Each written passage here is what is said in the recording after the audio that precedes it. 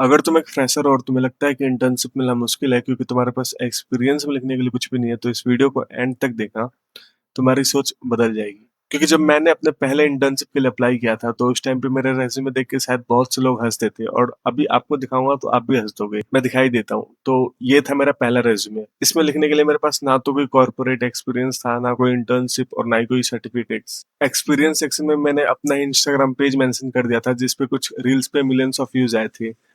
And उसपे मैं बस फनी और रिलेटेबल कंटेंट बनाता था। कंटेंट तो क्या ही बनाता था, मैं उसपे बस सिनेमैटिक एडिट्स करके डालता था। एंड उसके नीचे ही मैंने अपनी एक ऑनलाइन गिफ्टिंग शॉप मेंशन की थी जिसका नाम था अधिस्ता अप, एंड अब वो बंद हो चुका है। एंड वहां पर मैं कैनवा से क्रिएटिव्स एंड पोस्टर्स बना के लोगों को बेचा करता था। बस इतना ही एक्सपीरियंस था मेरे पास। फिर भी इसी रेज्यूमे पे मुझे मेरी पहली स्क्रिप्ट राइटिंग इंटर्नशिप मिली 2000 पर मंथ की स्टाइपेंड पे।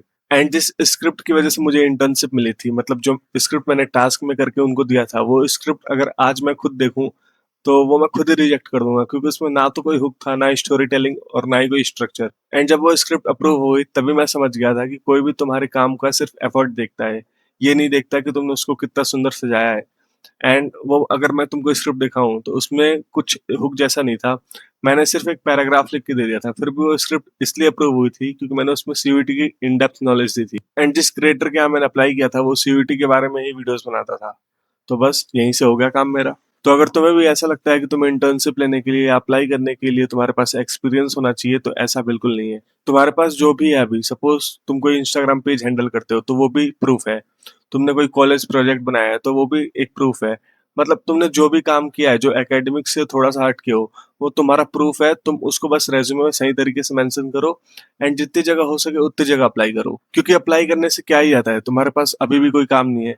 एंड मान लो तुमने अप्लाई कर दिया, उधर से कोई रिस्पॉन्स नहीं आया, तो मान लो वो नो है उनकी तरफ से, तो अभी क्या ही हो जाएगा, काम तो तुम अब भी नहीं कर रहे हो, काम तुम तब भी नहीं कर रहे होगे।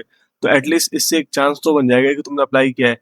एंड बिलीव मी, अगर किसी एक ने भी तुमको हायर कर लिया, भले से छोटे रोल के लिए क्या हो, कितना भी स्टाइपेंड हो, तुमको अगर एक इंटर्नशिप मिल गई तो तुम्हारे आगे के सारे रास्ते वहीं से खुल जाएंगे। इसलिए ज्यादा से ज्यादा अप्लाई करो, क्योंकि मैंने देखा है फ्रेशर्स को, वो इसलिए अप्लाई नहीं करते क्योंकि उनके पास कोई एक्सपीरियंस नहीं है। एंड वहीं पे कोई दूसरा उससे कम एक्सपीरियंस के साथ अप्लाई करके वो अपॉर्चुनिटी ले आता है। तो इसीलिए ऐसी अपॉर्चुनिटीज को अपने हाथ से मत जाने दो और अप्लाई करो। एंड अब तो तुमने मेरा एग्जांपल देख ही लिया, मैंने किस रेज्यूमे के साथ अप्लाई किया था, मुझे फिर भी वो इंटर्नशिप मिल गई।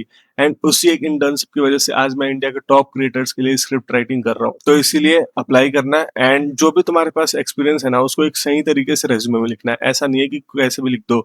एंड चैट जीपीटी और क्लाउड से थोड़ी बहुत हेल्प ले लेना, बट पूरा उस पर डिपेंडेंट मत रहना। थोड़ी क्रिएटिविटी अपनी यूज कर लेना उधर, एंड उसको एक सही वे में मेंशन कर देना। एंड अगर तुमको मेरे से गाइडेंस चाहिए कि इंटर्नशिप के लिए अप्लाई कहाँ से करें या फिर अपने रेज्यूमे को सही तरीके से कैसे लिखें, तो कमेंट्स में जरूर बताना, मैं हर एक कमेंट का रिप्लाई करता हूँ। तो that's all for this video, मिलते हैं नेक्स्ट वीडियो में, तब तक के लिए बाय।